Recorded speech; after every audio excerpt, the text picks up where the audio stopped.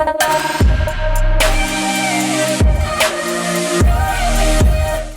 the fall of 2019, when EA released Star Wars Jedi Fallen Order, an action-adventure soul-like gameplay with Metroidvania-style level design.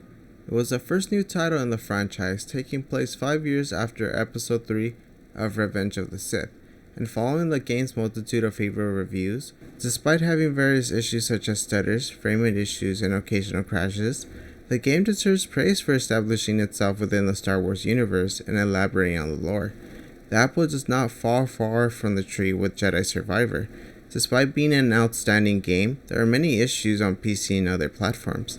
The game still holds up on its own with the gameplay and story content, with numerous other additions introduced into the game. This review does include spoiler warnings. Proceed ahead with caution. There are diverse numbers of items you can collect, allowing these items to be traded with specific NPC to receive additional customization on Cal, BD1, and music to add to the saloon. If you're a person who is 100% completionist, you will have a lot of time on your hands attempting to collect them. Those who enjoyed collecting seeds for Grease in Fallen Order will have more fun in Jedi Survivor because they expanded on the idea of collecting plants and seeds in the open world. A story quest in Jeddah would lead you to Pili, a character you can't miss, who scared me by her looks during my first playthrough. Let's get into more detail on the customization of Cal and BD1, since those are the two that are going to be accompanying on the journey. Compared to the first game, there are more customizable options with colors, clothing, Cal's hair, and beard. There are a lot of combinations to play around with in terms of gear or if you want Cal to roleplay. In my playthrough, I had Cal with long hair and a full beard resembling his dad, Frank Gallagher, in Shameless. BD1 and Lightsaber have customizable patterns with each materials having its color palettes and polished slider affecting the paint. You can change the condition from looking new to ancient if you want them to look as if they've been in battle or kept hidden. This game allows your imagination to go wild with various combinations of changes on BD1 and the lightsabers. For example, you can make an Empire-inspired lightsaber or a High Republic-style saber. In Jedi Survivor, once leaving the open area, level design consists of more extensive and open maps with a significant number of NPCs. Koboh is where most of your time will be spent exploring, fighting, or crying if you're into that sort of thing. Before describing some negatives of the game, let's give an overview of some positives that the game has. One major positive is the improvement in the gameplay. Respawn expanded on the combat of the previous game and added 3 additional stances in this game. A new perk system, providing the player with different playstyles. The perk system lets players have other advantages during combat. During my playthrough, the perks I used were Shatter, allowing me to do more block damage, and Resilience, allowing the increase of the block meter for Cal. They also refined the traversal system, which you're receiving a grappling hook that will enable the player to reach different areas of the map or hard to reach places, making you feel like you are Batman. There are combinations for players who want to use focus abilities or stance-oriented perks. Each stance has its benefits against other foes, but there are drawbacks.